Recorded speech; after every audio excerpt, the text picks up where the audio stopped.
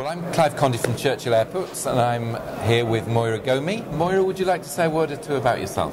Yes, my name is Moira Goulmy. I work for a company called McKinsey.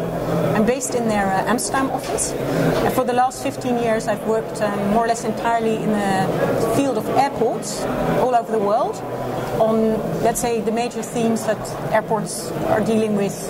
And I also actually work with stations, railway stations. Mm-hmm. Ah, okay. And what brings you to the Global Airport Development Conference in Paris this year? Well, Paris, of course. No, I come to GAD more or less every year since 99 or 98 even, I think. I think the first time I attended GAD was in Athens.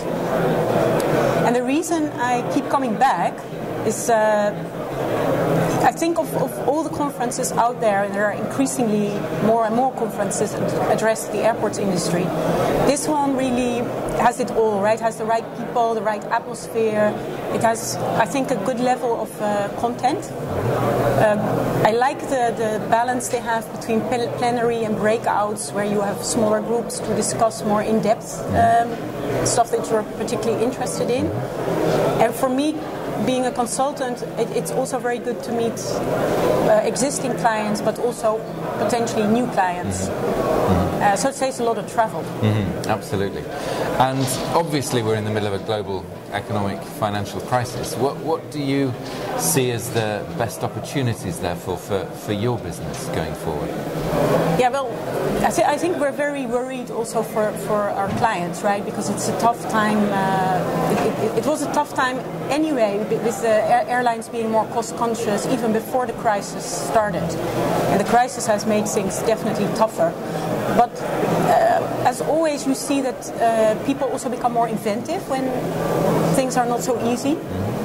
So I think that a lot of our clients are really thinking, okay, instead of, for instance, just saying, let's focus on improving retail, people are really thinking, hang on, before I spend my money, I really want to know that what I'm going to do will be worth the investment. So people are becoming much more curious also at the management level about, let's say, nitty-gritty of how things work. And I think airport CEOs and managers, they cannot afford to not know. So people are becoming more hands-on, I think, let's say in an emergency. And here we are in Europe. What do you think are the biggest challenges facing the airports businesses in Europe just at the moment? Yeah, there is a multitude of things, right? And a lot of these have been around for a while. I mean, there are airports that are not regulated well, so they have to give a lot of value away, or they have the wrong incentives, so they struggle. There are airports that are placed in the wrong position. Let's say an airport like Milan Malpensa is just having a very hard time to, things that they predicted themselves, like that Alitalia would not stay there forever. That has happened. There are airports that don't know what the future is going to bring because their owners, the government, is not being clear about the privatization program, like Prague, also in Portugal. There are airports that have had their capex programs postponed.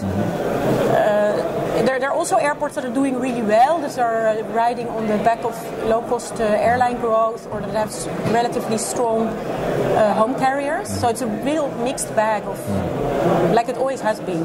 That makes it fun, right? It's a brilliant industry. And what about the airspace initiatives that are taking place in Europe just at the moment? Right. So the most important one is the Caesar Eurocontrol program. I think that's clearly the most important one. And the sad thing is that this program is designed to increase airspace capacity, but also to reduce delays and in fact make it safer to fly, even safer than it is today. So the objectives of this program, I think, are spot on. The problem is a lot of the subsidiary elements of this program actually take capital investment, either in technology, IT, or simply doing things very differently.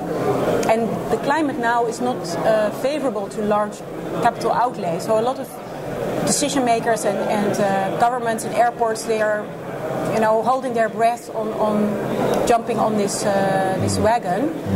So I think that just when we actually need this program most, it's most in danger of being rolled out fast, and I think that's a pity. On the other hand, as we have seen in the past, also in other industries, these really big game-changing programs, they benefit from a bit more thinking time before they're executed, so perhaps it's also a good thing. Only time will tell. Yes. And you're based in Amsterdam, of course, and you've got a huge airport there with, I think, 7 runways. Yeah. Britain's got a big debate going on at the moment about runway capacity. Do you have a view on that? What do you think from Amsterdam? Yes, they are really the two extremes. I think we can say that in Holland we have gone a bit overboard. The reason actually we have these 6 or 7 runways is that it's the noise regulation, coupled a little bit with the prevailing wind direction. And the airport owns a lot of land, which does not have a particular planning zone other than transportation. In London, of course, everything is completely the reverse. I mean, the only thing that's the same is the noise regulation, or at least the level of noise regulation. It's a very difficult debate. I mean, clearly London needs more runway capacity, and now also with the fact that BAA now no longer controls all the airports, right? So different people are putting forward different perspectives on where's the best place to put this runway, if anywhere. Problem is, of course, this is really the key thing. These runway programs, they take such a long time to materialize. So even if some resolution was found the next year, it would still take an enormous amount of time for it to happen. Like we saw this in Frankfurt, with their runway program. And we all know in the industry that others will take the nice pieces of the cake, right? Others will take it. Traffic will be deflected to a place like Birmingham. In the end, it is a political decision. Yeah.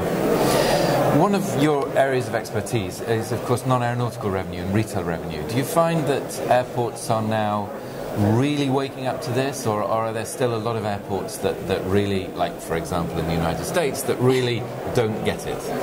There are still a lot of airports that don't get it. But I think the number of airports that don't think it's worth getting it, they are declining. So it's definitely a topic that's... when I just earlier gave this example of management and CEOs becoming even more hands-on interested in their companies, this is an area where they're becoming more interested because they see that they can make money without a lot of investments and without often strong regulatory oversight or boundaries. At the same time, retail can also be something that sort of ups the comfort and service levels of your airport. It's correlated with high ranking in survey is the airport retail and food and beverage offering. So we really we are inundated because of the fact that we have a track record with really helping airports, and it's sort of spreading by word of mouth. We are inundated with demand and questions from airports to help them with setting the program, with designing the layout or refitting their airports. And the great thing is that you can really see results in the short term. So I definitely think it's also a crisis topic, right? It's, if you cannot move anywhere, this is one area where you can still do something. Sure, absolutely, yeah. Okay, well, thank you very much for your time, and I hope you enjoy GAD. Yes, thank you too.